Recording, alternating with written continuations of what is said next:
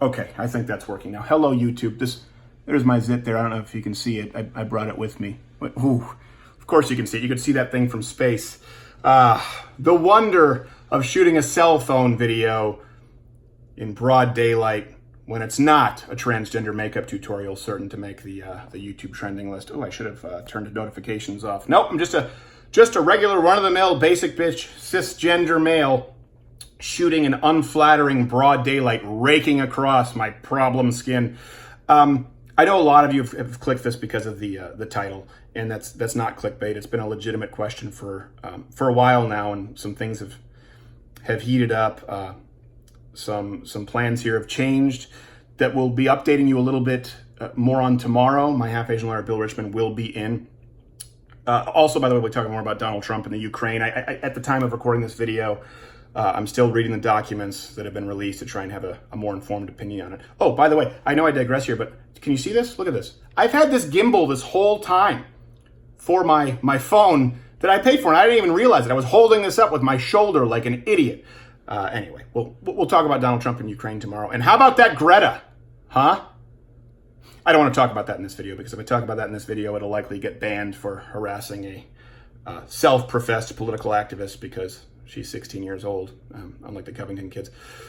So, yeah, to get to YouTube, there are a few things that have been going on here. And at the time of recording this video, things are likely to change.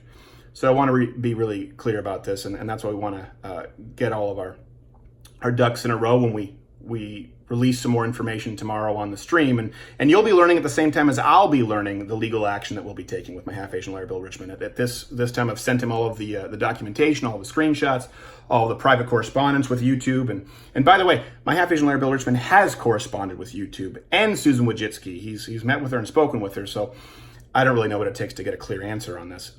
One thing I will say before I move on to any specifics, if you haven't tuned out now, the best way to follow this content, the best way to support it if you're not a member of Mug Club, which is what sustains us, is, listen, we do a new video every day except for Sunday, and sometimes on Sunday. Just bookmark the page and check in every day, because subscriptions don't work, and then we get all of you to hit the notification bell. And then the majority of you don't even get notifications. And now we've seen some stuff happening with search. And this happened because someone asked me about a Change My Mind video, and I said, well, you need to search Steven Crowder Change My Mind. And right now, if you search it, it's likely to change because we'll be making enough of a stink. So if you're watching this video 2 days later, you might think that I'm lying. But at this very moment in time, if you search Steven Crowder Change My Mind, none of our content shows up. Now it'll direct you to local CBS affiliates. It'll direct you to Young Turks. I think we're 70 search results down if you type in my name as far as videos that show up. And it does get to be frustrating because we've tried to act in good faith. And one thing I think that conservatives get wrong when it comes to YouTube, so right now we're really talking about the search algorithms, the organic traffic, and them trying to sway the election results for 2020. It's not just about our channel, but if they can do what they've been doing to our channel, the biggest conservative YouTube channel out there, they're going to do it with anyone they deem to be a threat. And there are a few other channels that we've run searches on, and we've seen this happen.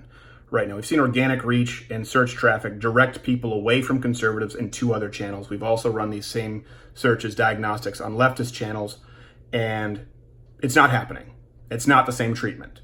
We've gone through the top conservative channels, top leftist channels, very, very different search results, very different algorithms and how they're treated, very different trends as far as organic reach. And this all coincides with YouTube making changes as it relates to the verified channels. You know, they came out publicly and said, well, we're going to try and encourage people to redirect them rather to the verified channels out there so that we avoid imposters.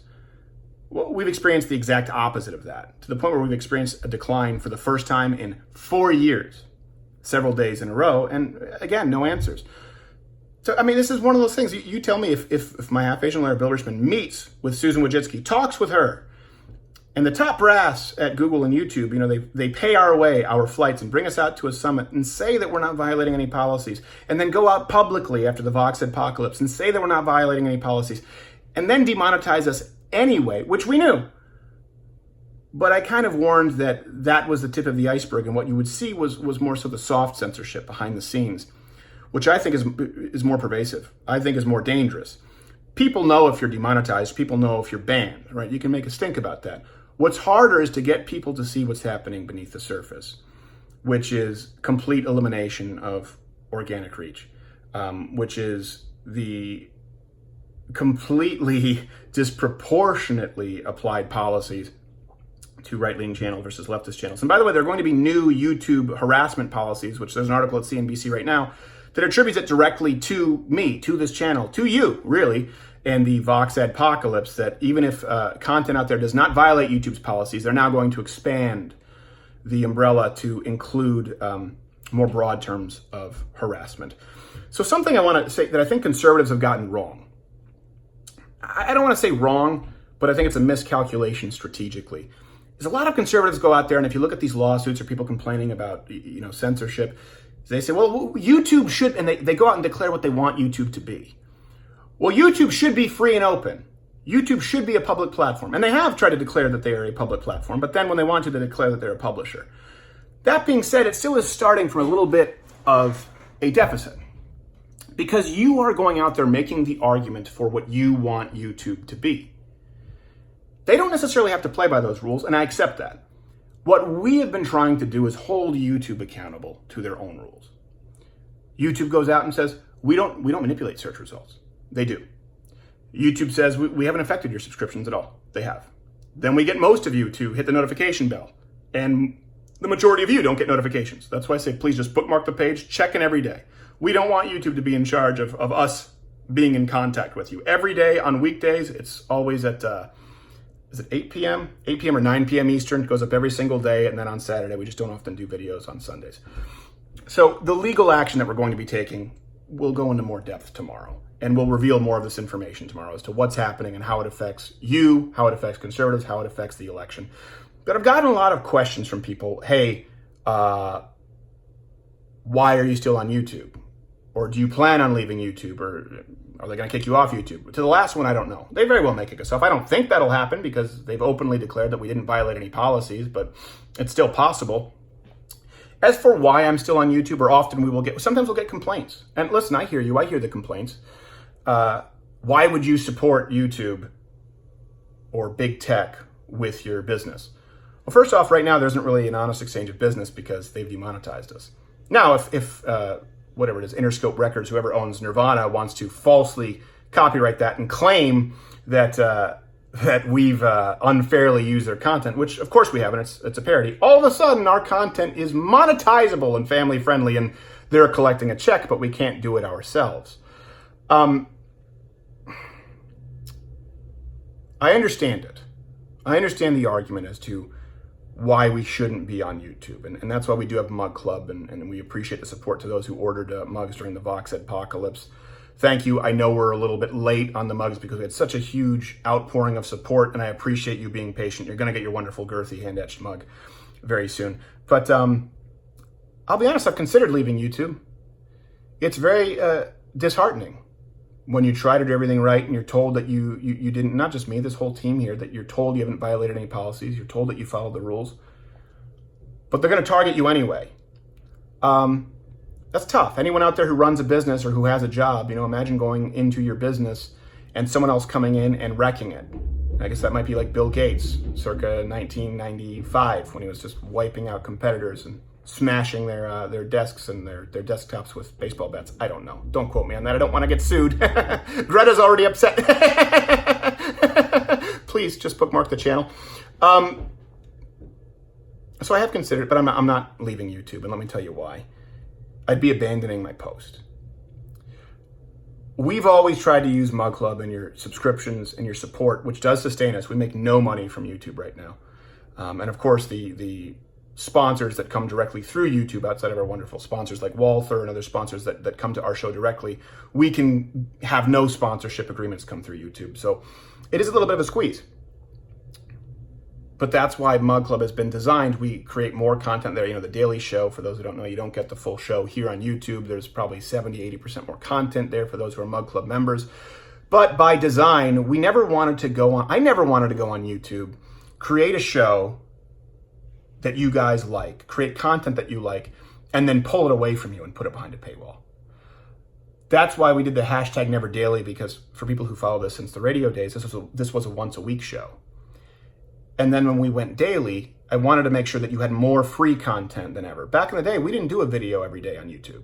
And that's taken from the full show. Back in the day, you'd get one show a week and maybe one other video in that week. Because my priority is certainly not to YouTube, and it's certainly not to anyone other than, my allegiance isn't pledged to anyone other than you, the audience. You, the fan, the person who keeps the lights on, who supports us.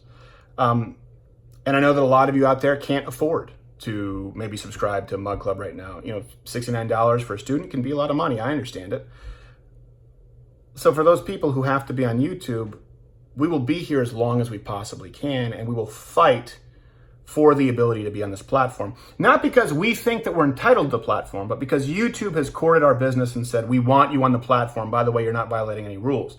What's happening now is YouTube is trying to sway an election and try, frankly, alter the political perceptions of an entire generation. You know, Generation Z is more conservative than many generations to have come before. Now, I know Generation Z, of course, young people are by and large liberal, but if you compare Generation Z to, say, the baby boomers at that same age, 16 years old, 18 years old, or even the Gen Xers, they are more conservative. And so YouTube now calls that radicalization. YouTube calls change my mind, as you see by the search results. Right now, if you search Steven Kreider, change my mind. It might change in a couple days, so don't hold me to that and say that I'm a liar. You just might be watching this a little bit later because it lives on the internet forever. But YouTube considers that radicalization, so it doesn't show up. Steven Kreider, changed my mind, 30 minutes, completely unedited, with conversations with people that couldn't possibly be more civil. That is filed under radicalization. So I want to stay on YouTube for as long as humanly possible because I want to be a part of what big tech views as the problem.